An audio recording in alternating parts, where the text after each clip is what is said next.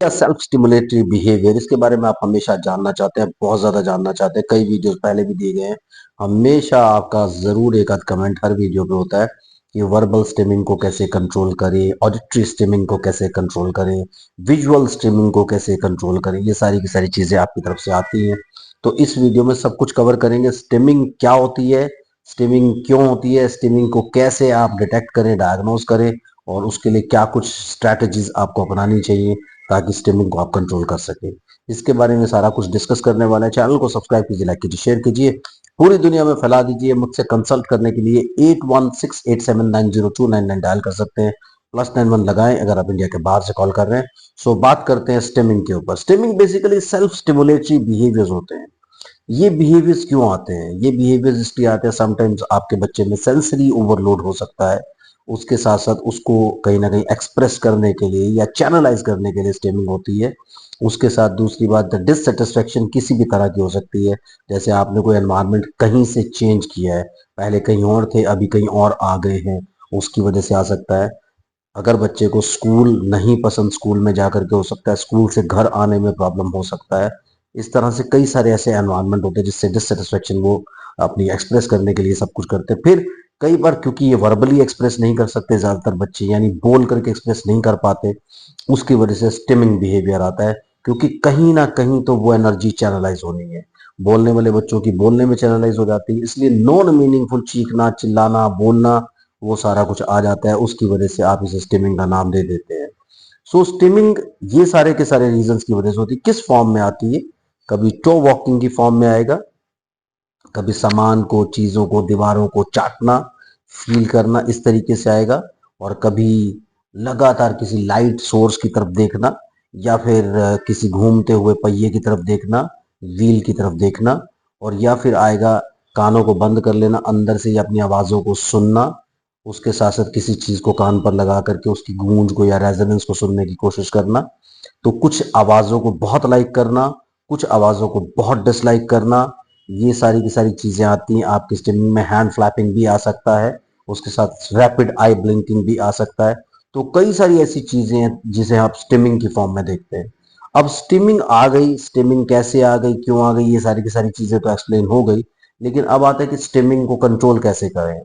Expert suggest करते हैं, मैं भी यही सजेस्ट करता हूं कि अगर वो हार्मफुल बिहेवियर नहीं है तो बेस्ट मेथड होता है डिस्ट्रैक्ट एंड इग्नोर।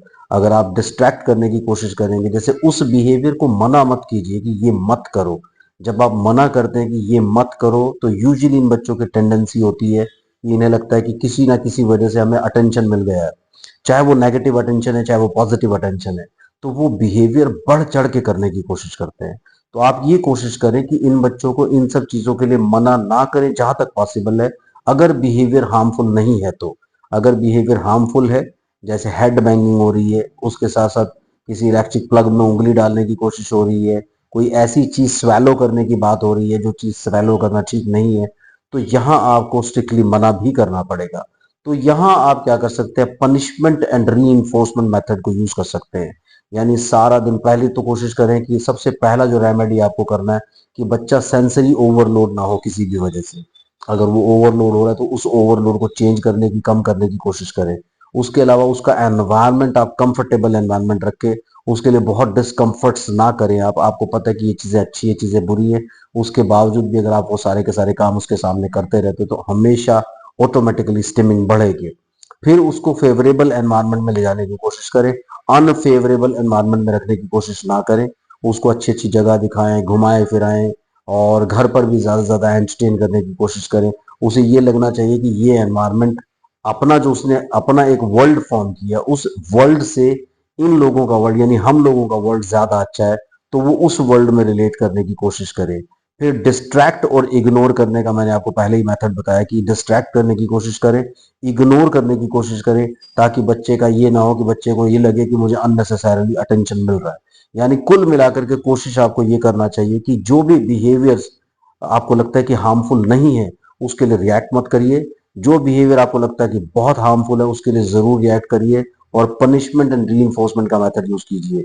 सारा दिन जो वो अच्छे काम करता है, उन सब कामों के लिए उसको क्लैपिंग कीजिए, हक कीजिए, प्यार कीजिए, उसको एनकरेज करने की कोशिश कीजिए। इसे री बोलते हैं। रीइंफोर्समेंट का मतलब ये नहीं कि हर वक्त आपको उसको कोई लालच देना है। रीइंफोर्समेंट का मतलब ये कि हर वक्त आप उसको शाबाशी दीजिए जब भी वो अच्छा काम कर रहा है। जब बुरा काम कर रहा है तो आपको स्ट्रिक्टली उस काम के लिए रोकना पड़ेगा।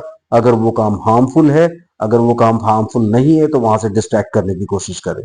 सो पनिशमेंट एंड री के मेथड को अगर आप यहाँ पे यूज करेंगे, ज्यादा करके री के मेथड को यूज करें कि अच्छे बिहेवियर को आप हमेशा एनकरेज करने की कोशिश करें।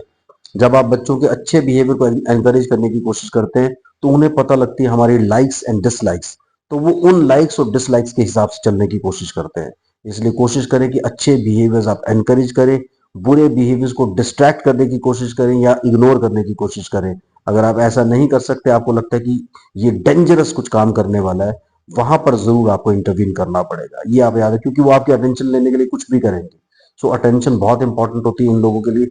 यूजुअली जो स्टिमिंग बिहेवियर्स होते हैं वो सिर्फ और सिर्फ अपनी फ्रस्ट्रेशन को और अपनी एनर्जी को चैनलाइज करने के लिए बच्चे करते हैं।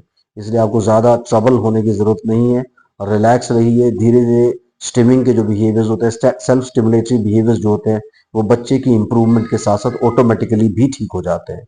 इसलिए ज्यादा स्ट्रेस लेने की जरूरत नहीं होती इसमें। फिर भी अगर आपका कोई कमेंट है तो कमेंट सेक्शन में जरूर डाल दीजिए। Thank you very much, bye bye.